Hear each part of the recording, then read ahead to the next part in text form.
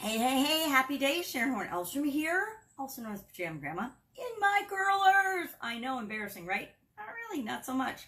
Maybe in the olden days I'd be embarrassed when I was younger, and I would hide my hair in these fancy scarves and things if I had to wear curlers somewhere like down to my business to get ready for a demo or something. But now, you know what? I'm just like, it doesn't really matter, right? Sometimes we have to do what we have to do to get what we need to get done. Which leads me to today's topic, elbow grease. How do you use elbow grease to supersize and grow your business? Do you have to use elbow grease to supersize and grow your business? Well, I'm going to say you don't have to. You don't have to do anything you don't want to supersize and grow your business, but I'm going to highly recommend it. And here's why. Elbow grease means to apply effort. It was actually, it came about in Britain in the early 1600s, and it was used jokingly as a joke when people would put forth a bunch of effort where they were using their arms and their hands to do some hard work, and they'd work up a sweat because they were putting forth effort, elbow grease, putting their arms into the work, the job. So rubbing or buffing or scraping, I don't know if they buffed back then, but scraping or doing any kind of hard repetitive work with your hands where you'd work up a sweat, that became, oh, they're really putting elbow grease into it. And to me, it just means hard work, putting some effort into something, putting forth the energy and the work necessary to accomplish a task or to get something done, right? And usually to get something done, like right before the deadline, it's like, all right, I got to really apply pressure at the end.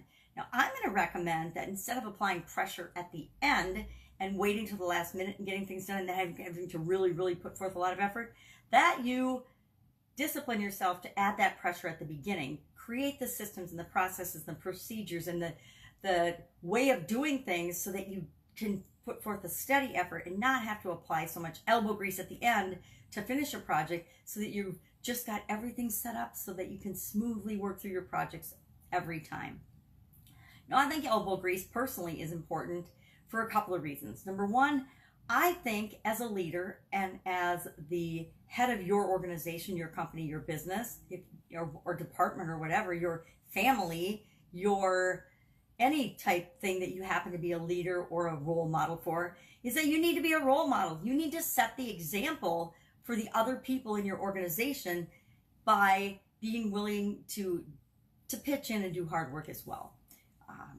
Nobody likes a boss who just tells them to do things and work hard all the time and then leaves early or ditches out because y'all are working on the project and they don't really have anything to do. They're not even there to support or help you. They're just, here's the project, they delegate it to you, and then off they go.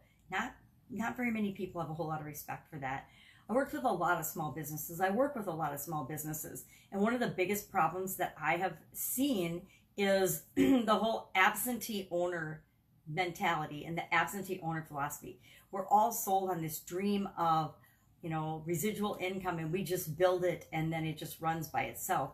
And in a lot of businesses and industries, you can do that. But there are several industries and businesses that you absolutely positively should not do that unless you have a solid person in place to run the business for you. Some businesses need hands-on overseeing for a lot of reasons. Some businesses are prone to quality challenges and quality issues. Some businesses are prone to theft, not only customer theft, but employee theft as well. So some of those need more attendance and more hard work and more elbow grease and more attention than other businesses do. And you know if you're in one of those businesses or not and what's required. And it doesn't mean you personally have to do it, but it means somebody in authority and responsibility who's honest with high integrity and trust is in that position that can oversee that type of business. So, be the role model, set the example of work ethic, and I guess set the example of the work ethic that you want to see in your organization. If you want a laissez-faire, lackadaisical organization, that's the culture that you'll create. But if you want a hard-working, we all pull together to achieve common goals, and sometimes we have to work really hard, sometimes we don't. I think the best organizations I've worked for are the ones where we worked really hard together and then we played really hard together as well. Those are the most, for me, rewarding and fun. But again, each of us are different, so you have to decide what's right for your organization. But you have to set the actual example and be the role model for people that work in your organization or for the world at large and for the community at large. We get what we expect from other people, but we also get what we expect from ourselves. The other thing I believe personally is hard work feels good.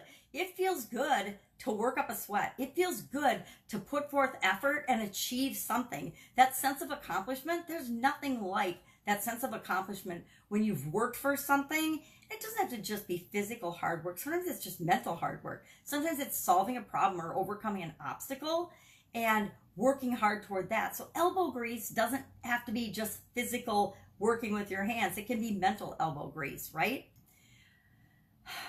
I like to use elbow grease or smart thinking or planning to set things up and plan things so that I don't have to work so hard all the time.